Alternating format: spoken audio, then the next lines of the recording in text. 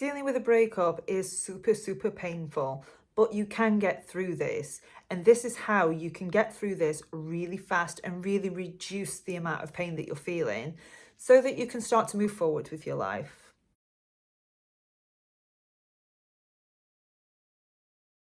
Hi, I'm Amy, and welcome to my channel. Here we discuss spirituality and psychology so you can manifest your dream relationships.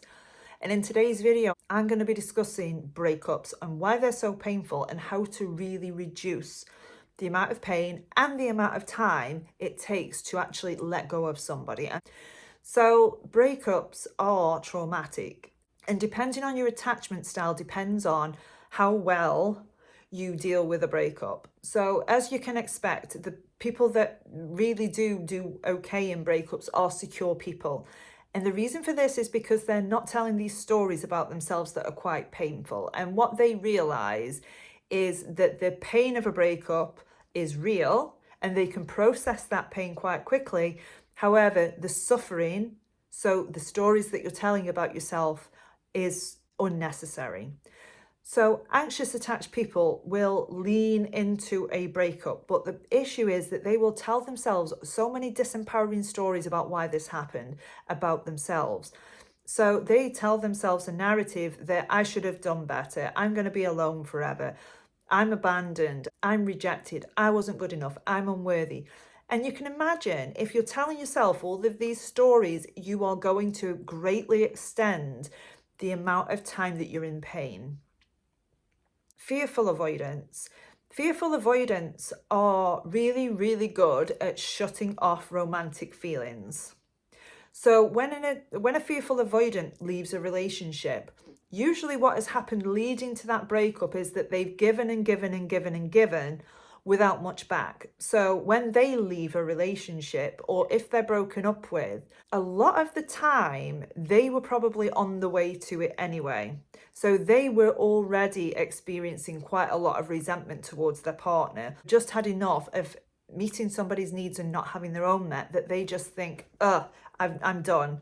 And they can shut off romantic feelings really quite quickly, to the point where they might be able to have friendships with this person and not feel anything romantic. Now, this does not mean that if they're broken up with, that they take this easily, because fearful avoidants do have a huge fear of abandonment. And unless that is resolved, they're going to take this into the next relationship with them. So what will happen with them is that they will go through a period of time of extreme anxiety because their core wounds are coming up, the I'm not worthy, I'm abandoned, and they will go into their own coping strategies, and they won't really feel the breakup straight away, but they will do in a couple of weeks' time. It will hit them and they will start to feel their feelings and then move on. Now, arguably, my opinion anyway, is that dismissive avoidants are the worst at dealing with relationship breakdowns. And this might come as a surprise to you because they look like on the surface that they're coping really well. However, dismissive avoidants have a tendency to go into depressive episodes when they've gone through a breakup, and purely because they have this totem pole of needs that are no longer being met, and they're not really vulnerable enough to ask for those needs to be met by other people. For example, they're not quite in touch with their feelings to even know why they crave connection. So all insecure attachment styles will suffer from a breakup because of the painful stories that they're telling about themselves.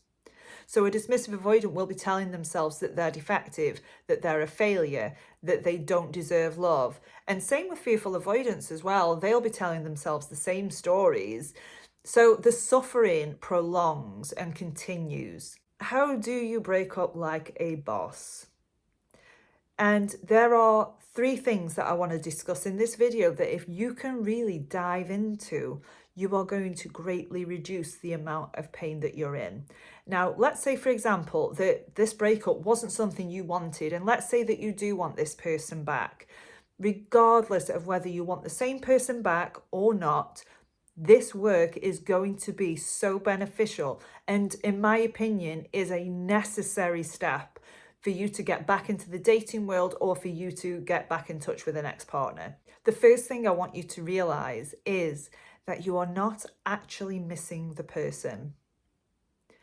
And I want you to let that sink in, because on a human level, we're never actually missing the person. What we are missing is the needs that that person fulfilled within us. So they would have been filling some kind of void. So with an anxious attached person, it would have filled that void for love and affection and connection.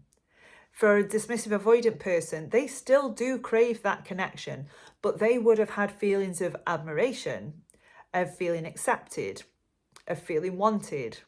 And the same with a fearful avoidant, who would have had all the same feelings from this person. And when you are believing that this person is the only person that can meet my needs, and I want you to really consider that it's not the actual person that you're missing, it is the needs that they were fulfilling. So the second thing to do is really get clear on what your needs actually are. And a really good way of doing this is by asking yourself, when I was around this person, what feelings was I getting? So I felt loved, I felt attractive, I felt wanted, I felt secure, I felt safe, I felt committed to. All of these things I want you to really sit with and write these down. And the second thing I want you to do here is score it out of 10 how much those needs were actually being met. So this involves taking your rose-colored glasses off and actually considering, how much did this person really meet my needs? And let's say it was for love and connection. And when you first go through a breakup, you'll be thinking, oh my God, all that love and connection's gone and I'm not going to survive. But when you actually think about it, what was the quality of that connection? Maybe there are ways that this person wasn't meeting that need. So what we're doing now is we're just trying to break away the desperation and the neediness for that person when we realize that it was just the needs that they were fulfilling. They were filling my needs buckets and now I'm addicted to them. But when you start to see it for what it is, they probably weren't meeting that need as much as you think they were, particularly if you're in the manifesting community and maybe you were getting your needs met through imagining that person how you wanted them to be, projecting an imaginary future onto that person and having the illusion of the needs being met when the needs weren't really being met in the present moment. So really think about what was the quality of them meeting my needs? Were they actually meeting them as much as I think they were? Now, task 2 in this is to really think about and consider, are there any ways that you can get this need met elsewhere? So let's use love and connection again. Can you connect with friends more? Can you deepen connections with family? Can you connect more in your work life, in your business? And then I want you to ask yourself, how can you fill these needs in relationship to yourself? So how can you connect more with yourself? How can you really develop a really secure connection? Because what tends to happen is when we outsource our needs onto other people, it's very conditional. So we'll feel connected when someone's there. And then when someone's not there, that connection's gone. And then you're feeling anxiety around that. But if we can really forge a strong, secure connection with ourselves and who we really are, so we can know ourselves better, it's also not going to feel that bad when the connection with another has gone. And you're not going to be so much in the throes or at the whims of somebody else.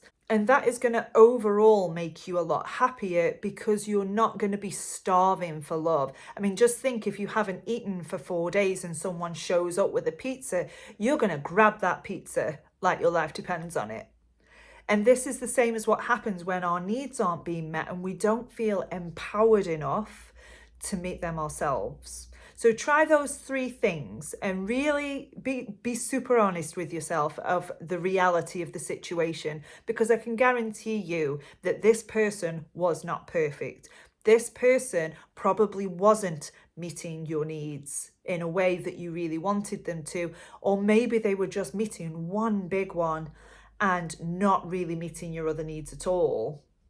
But when you can start to develop that and cultivate that within yourself and loving yourself a lot more, appreciating yourself a lot more, then you will start to feel a lot better a lot quicker.